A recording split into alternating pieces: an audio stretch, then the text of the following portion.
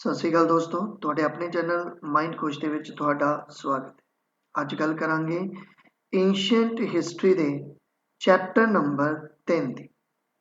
ਇਸ chapter number 3 ਦੇ ਵਿੱਚ ਆਪਾਂ ਡਿਸਕਸ ਕਰਾਂਗੇ ਜੈਨਿਜ਼ਮ ਨੂੰ। ਇਸ ਹਿਸਟਰੀ ਦੇ ਸਬਜੈਕਟ ਦੇ ਵਿੱਚ ਆਪਾਂ ਏਂਸ਼ੀਅੰਟ ਹਿਸਟਰੀ ਵਾਲਾ ਪਾਰਟ ਪੜ੍ਹਦੇ ਪਏ ਹਾਂ ਔਰ ਇਸ ਦੇ ਵਿੱਚ ਆਪਣੇ ਕੋਲੇ ਜੋ ਟੌਪਿਕ ਹੈ ਉਹ ਹੈ ਧਰਮ ਸੁਧਾਰ ਅੰਦੋਲਨ, ਜਿਸ ਦੇ ਵਿੱਚ ਆਪਾਂ ਬੁੱਧਿਜ਼ਮ ਨੂੰ ਡਿਸਕਸ ਕਰ ਚੁੱਕੇ ਹਾਂ ਔਰ ਅੱਜ ਜੋ ਹੈ ਉਹ ਆਪਾਂ ਜੈਨ ਧਰਮ ਨੂੰ ਜਿਹੜਾ ਹੈਗਾ ਉਹ ਡਿਸਕਸ ਕਰਨਾ ਹੈ। ਤੋਂ ਬਿਨਾਂ ਦੇਰੀ ਸ਼ੁਰੂ ਕਰਦੇ ਹਾਂ। ਤੋਂ ਜੈਨ ਧਰਮ ਨੂੰ ਪੜ੍ਹਨ ਦੇ ਲਈ ਦੇਖੋ, ਜੈਨ ਧਰਮ ਦੇ ਸਭ ਤੋਂ ਪਹਿਲਾਂ ਆਪਾਂ ਨੂੰ ਸਰੋਤ ਪਤਾ ਹੋਣੇ ਚਾਹੀਦੇ ਨੇ, ਮਤਲਬ ਸੋਰਸਸ ਪਤਾ ਹੋਣੇ ਚਾਹੀਦੇ ਨੇ ਕਿ ਜੈਨ ਧਰਮ ਬਾਰੇ ਆਪਾਂ ਨੂੰ ਜਾਣਕਾਰੀ ਜਿਹੜੀ ਹੈਗੀ ਆ ਉਹ ਕਿੱਥੋਂ ਮਿਲਦੀ ਹੈ। ਤਾਂ ਦੇਖੋ, ਜੈਨ ਧਰਮ ਦੇ ਸਰੋਤਾਂ ਦੀ ਗੱਲ ਕਰੀਏ ਤਾਂ ਇਸ ਦੇ ਵਿੱਚ ਜੈਨ ਲਿਟਰੇਚਰ ਨੂੰ ਆਪਾਂ ਜਿਹੜਾ ਹੈਗਾ ਉਹ ਡਿਸਕਸ ਕਰਨਾ ਹੈ। ਉਸੇ ਤਰ੍ਹਾਂ ਹੀ ਜਿਸ ਤਰ੍ਹਾਂ ਆਪਾਂ ਬੁੱਧਿਜ਼ਮ ਦੇ ਵਿੱਚ ਬੁੱਧਿਜ਼ਮ ਦਾ ਲਿਟਰੇਚਰ ਡਿਸਕਸ ਕੀਤਾ, ਸੇਮ ਉਸੇ ਤਰ੍ਹਾਂ ਹੀ ਜੈਨ ਧਰਮ ਦੇ ਵਿੱਚ ਆਪਾਂ ਜੈਨ ਲਿਟਰੇਚਰ ਨੂੰ ਡਿਸਕਸ ਕਰਨਾ।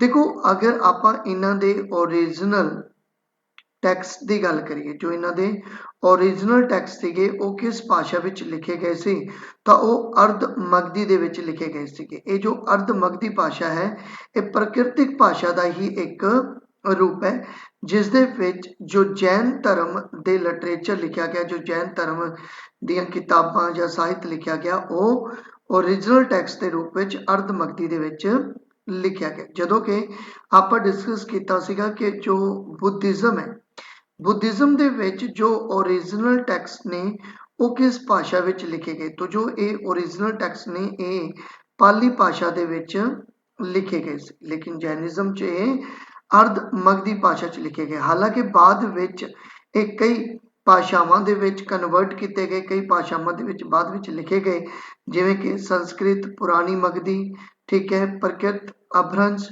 ਰਾਜਸਥਾਨੀ, ਗੁਜਰਾਤੀ, ਹਿੰਦੀ, ਤਾਮਿਲ, ਕੰਨੜ, ਜਰਮਨ ਅਤੇ ਅੰਗਰੇਜ਼ੀ ਭਾਸ਼ਾ ਵਿੱਚ ਵੀ ਜੈਨੀਆਂ ਦਾ ਸਾਹਿਤ ਜਿਹੜਾ ਹੈਗਾ ਉਹ ਲਿਖਿਆ ਗਿਆ, ਇਹਨਾਂ ਦਾ ਲਿਟਰੇਚਰ ਲਿਖਿਆ ਗਿਆ। ਇਹ ਕਾਫੀ ਇੰਪੋਰਟੈਂਟ ਚੀਜ਼ ਹੈ ਕਿ ਜੈਨ ਧਰਮ ਦਾ ਜੋ ਲਿਟਰੇਚਰ ਹੈ ਉਸ ਨੂੰ ਕਹਿੰਦੇ ਕੀ ਨੇ। ਤਾਂ ਦੇਖੋ, ਜੈਨ ਧਰਮ ਦੇ ਲਿਟਰੇਚਰ ਨੂੰ ਅਗਮ ਬੋਲਦੇ ਨੇ। ਇਹ ਉਸੇ ਤਰ੍ਹਾਂ ਹੀ ਹੈ ਜਿਸ ਤਰ੍ਹਾਂ ਆਪਾਂ ਬੁੱਧਿਜ਼ਮ ਦੇ ਵਿੱਚ ਗੱਲ ਕੀਤੀ ਕਿ ਤ੍ਰਿਪਿਟਕਾ ਦੀ। ਤਾਂ ਤ੍ਰਿਪਿਟਕਾ ਜਿਸ ਤਰ੍ਹਾਂ ਬੁੱਧਿਜ਼ਮ ਦੇ ਵਿੱਚ ਡਿਸਕਸ ਹੁੰਦਾ ਹੈ, ਜਿਸ ਦੇ ਵਿੱਚ 3 ਕਿਤਾਬਾਂ ਨੂੰ ਇਨਕਲੂਡ ਕਰਕੇ ਇੱਕ ਤ੍ਰਿਪਿਟਕਾ ਬਣਾਇਆ ਜਾਂਦਾ, ਸੇਮ ਉਸੇ ਤਰ੍ਹਾਂ ਹੀ ਇੱਕ ਇਹਨਾਂ ਦਾ ਲਿਟਰੇਚਰ ਹੈ ਜੋ ਉਸ ਨੂੰ ਅਗਮ ਬੋਲਦੇ ਨੇ। ਔਰ ਇਸ ਅਗਮ ਦਾ ਮਤਲਬ ਜਾਂ ਇਸ ਅਗਮ ਦਾ ਮੀਨਿੰਗ ਹੈ ਸਿਧਾਂਤ।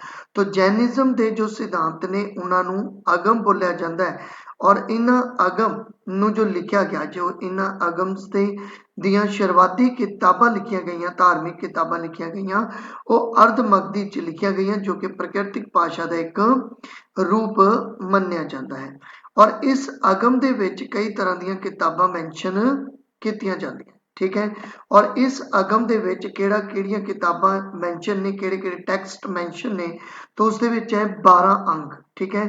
ਔਰ ਇਹ 12 ਅੰਗ ਸਭ ਤੋਂ ਓਲਡੈਸਟ ਟੈਕਸਟ ਨੇ ਜੈਨਿਜ਼ਮ ਦੇ, ਇਹ ਪੁਆਇੰਟ ਤੁਸੀਂ ਯਾਦ ਰੱਖਣਾ ਹੈਗਾ। ਫਿਰ ਉਸ ਤੋਂ ਬਾਅਦ ਉਹ ਪੰਗ ਲਿਖੇ ਗਏ, ਫਿਰ 12 ਪਰਿਕਰਮਾ ਲਿਖੀਆਂ ਗਈਆਂ, ਫਿਰ 6 ਛੰਦ ਸੂਤਰ ਲਿਖੇ ਗਏ। ਕਾਫੀ ਇੰਪੋਰਟੈਂਟ ਹੈ, ਡਾਇਰੈਕਟਲੀ ਪੁੱਛੇ ਜਾਂਦੇ ਨੇ ਕਿ ਜੈਨਿਜ਼ਮ ਦੇ ਵਿੱਚ ਕਿੰਨੇ ਛੰਦ ਸੂਤਰ ਨੇ, ਤਾਂ 6 ਛੰਦ ਸੂਤਰ ਨੇ। ਫਿਰ 4 ਮੂਲ ਸੂਤਰ ਅਤੇ 2 ਸੂਤਰ ਗ੍ਰੰਥ ਜਿਹੜੇ ਆ ਉਹ ਤੁਹਾਨੂੰ ਦੇਖਣ ਨੂੰ ਮਿਲਦੇ ਨੇ। ਔਰ ਆਖਰ ਦੇ ਵਿੱਚ 4 ਪੂਰਵਾਸ ਵੀ ਜਿਹੜੇ ਆ ਉਹ ਲਿਖੇ ਗਏ।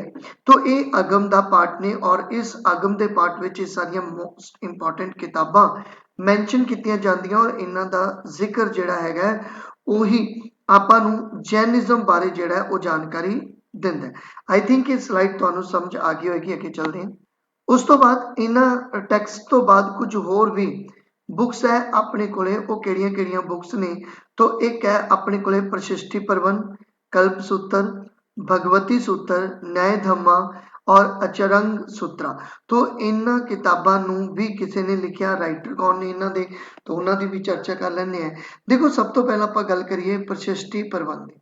ਪ੍ਰਸ਼ਿਸ਼ਟੀ ਪ੍ਰਬੰਧ ਜਿਹੜਾ ਹੈ ਇਹ हेमचंद्र द्वारा लिखी गई एक रचित किताब है और जैन धर्म के सिद्धांतों बारे जानकारी देती है। आ चीज़ इंपॉर्टेंट है, तो डायरैक्टली क्वेश्चन आ जाए कि जैन धर्म के सिद्धांतों बारे जो चर्चा करती है किताब या लिटरेचर या टैक्सट, उसका नाम की है परिशिष्ट प्रमाण। ठीक है, उस तो बाद कल्प सूत्र, ये जो कल्प सूत्र है भद्रा बाहू द्वारा लिखा गया, इसका मतलब भद्रा बाहू इसके राइटर ने और ये जैन धर्म बारे जानकारी देते हैं।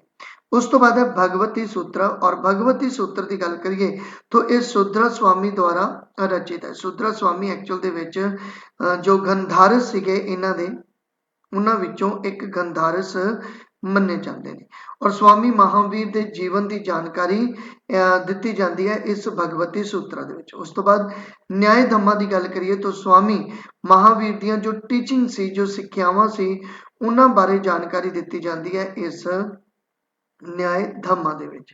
उस तो बाद है अपने कोले आचार रंग सूत्रा, और आचार रंग सूत्रा जैन धर्म नाल संबंधित निजमां बारे जिहड़ा है वो जानकारी दिंदा हैगा। तो ये कुछ किताबां ने जिन्हां तो सानू जैन धर्म बारे काफ़ी जिहड़ी है वो जानकारी प्रोवाइड करवाई जाती हैगी। उस तो बाद ये जो प्रशिष्टि प्रवन है, ठीक है, इस दे नाल ही एक किताब तुसी होर याद रख सकते हो, जिहड़ी किताब है अपने कोले भद्रा बाहू चरित, और एक किताब जिहड़ी सी वो लिखी सी रत्ना नंद ने।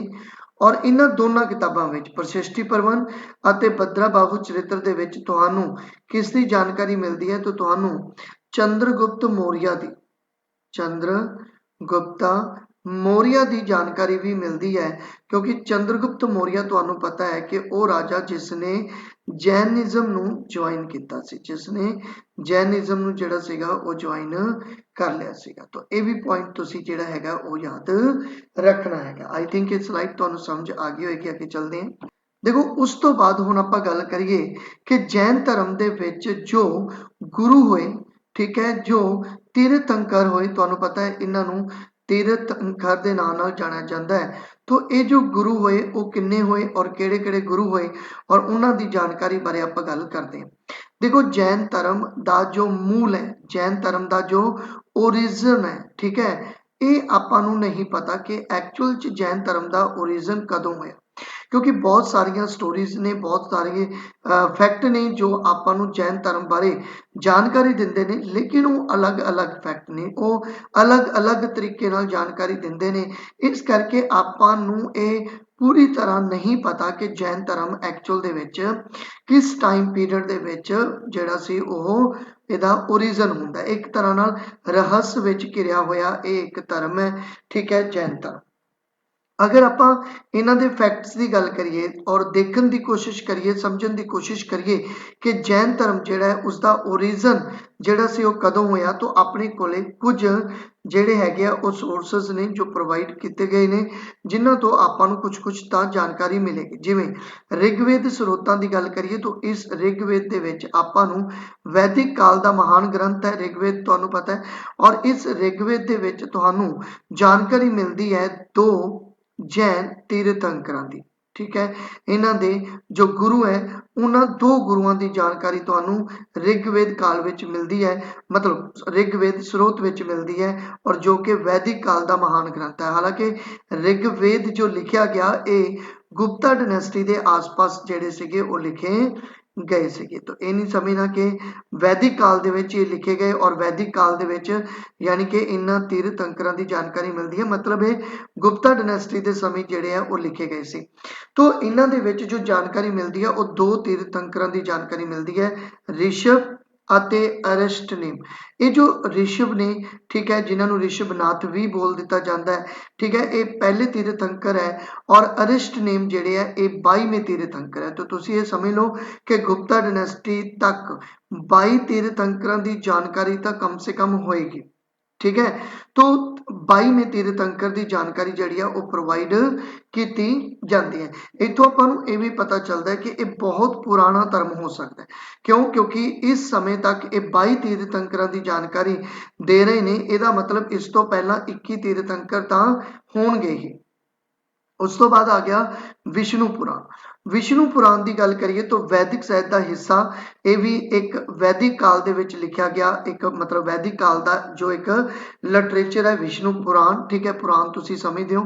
तो ऋषभ देव नूं विष्णु पुराण अते भगवत पुराण दे विच नारायण दा अवतार मन्निया जाता है, ठीक है। नारायण तुहानूं पता है कि जो शिव है, नारायण है और ब्रह्म है, ये तीन ही ने जिन्हां ने दुनिया का निर्माण किया, जो डिस्ट्रॉयर ने, ठीक है। तो इस तरह वो जो नारायण ने, जो कृष्ण का मतलब नारायण का अवतार कृष्ण नूं भी मन्निया जाता है, और हुण तां बुद्धिज़्म नूं भी गौतम बुद्ध नूं भी जिहड़ा हैगा वो कह लो कि नारायण का अवतार मन्निया जाता है। तो नारायण का अवतार मन्निया गया इस ऋषभ देव नूं, ऋषभनाथ नूं। तो ये भी पॉइंट तुसीं याद रख सकते हो। ਇਹਦਾ मतलब इत्थे भी ये हिंदूइज़म नूं ही इंक्लूड करते पए ने। बुद्धिज़्म इंडिया ਦੇ ਵਿੱਚ बहुत ज़्यादा डिवेलप होया, लेकिन हुण बुद्धिज़्म बहुत ज़्यादा घटदा पिया। क्यों? क्योंकि इस दे विच ही हिंदूइज़म दे विच एक कहानी जिहड़ी है वो चल पैंदी है कि जो ये गौतम बुद्ध ने ये एक्चुअल दे विच विष्णु का ही अवतार ने, ठीक है, विष्णु का अवतार मान लेते हो।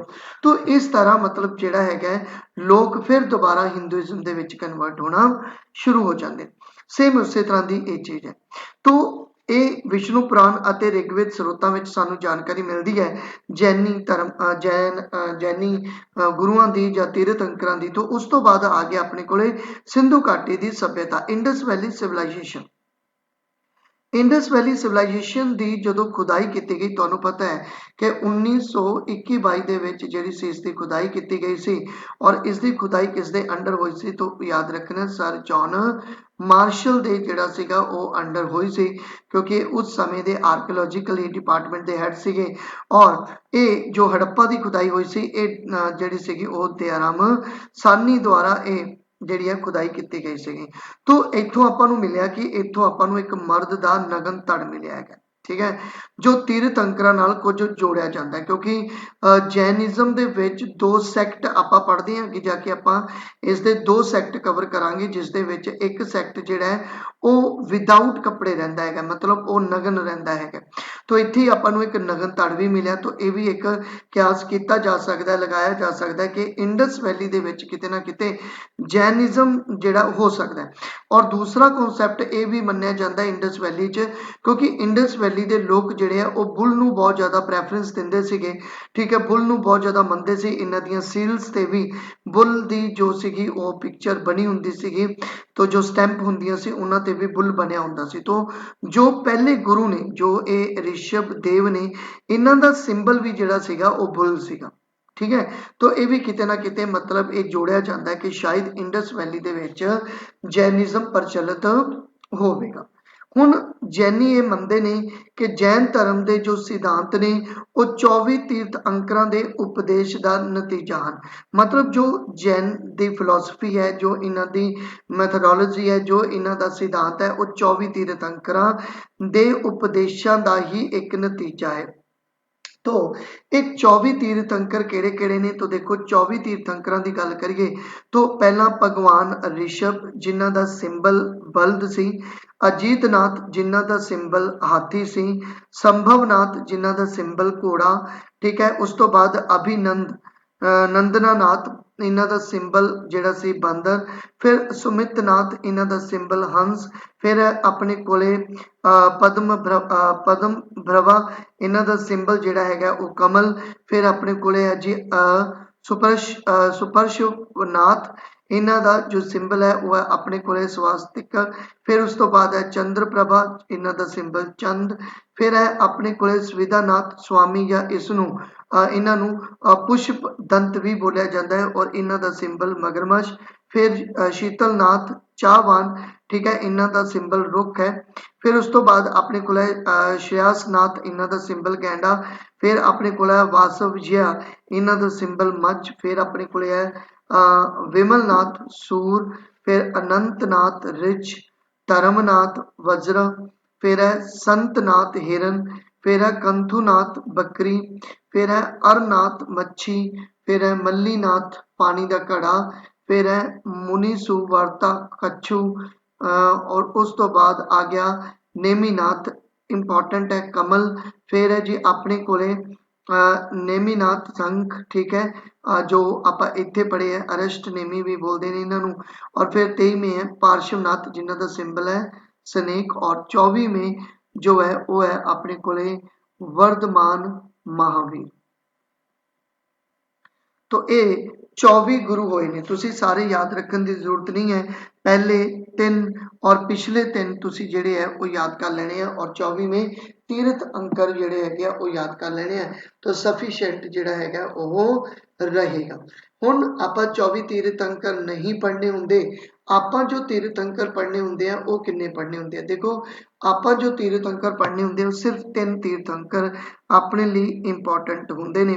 और ये 3 तीर्थ अंकर किहड़े-किहड़े ने, तो पहले तीर्थ अंकर जो अपने ने वो है ऋषभनाथ और इन्हां नूं आदिनाथ दे नाम नाल भी जानिया जांदा है और इन्हां दा चिन्ह है जो वो है बलद।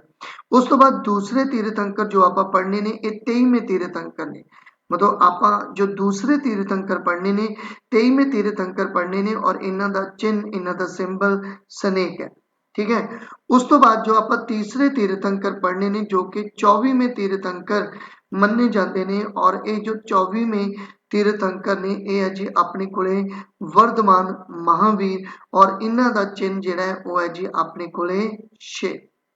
तो ये आपां कॉन्सैप्ट जिहड़ा हैगा वो डिस्कस करना है। तो ये सी पार्ट 1 जैनिज्म दा पार्ट 1 आपां डिस्कस कर चुके हैं और इसका पार्ट 2 आपां जल्द ही जिहड़ा हैगा वो लैके आवांगे। तो पार्ट 2 देखने दे लई इस चैनल दे नाल बने रहो, इस चैनल नूं सबसक्राइब कर लो, बैल आइकन नूं प्रेस कर लो तां जो आउण वालियां वीडियोज़ दी नोटिफिकेशन तुहानूं मिल सके। तुसीं इस वीडियो नूं लाइक कर सकदे हो, प्लीज़ शेयर कर सकदे हो इस वीडियो नूं और तुसीं इस दे नाल रिलेटेड पिछले जो टॉपिक आपां कंप्लीट कर चुके हैं जिवें कि बुद्धिज़्म हो गया, इंडस वैली सिविलाइजेशन हो गया, उन्हां नूं भी अच्छी तरह देख लो।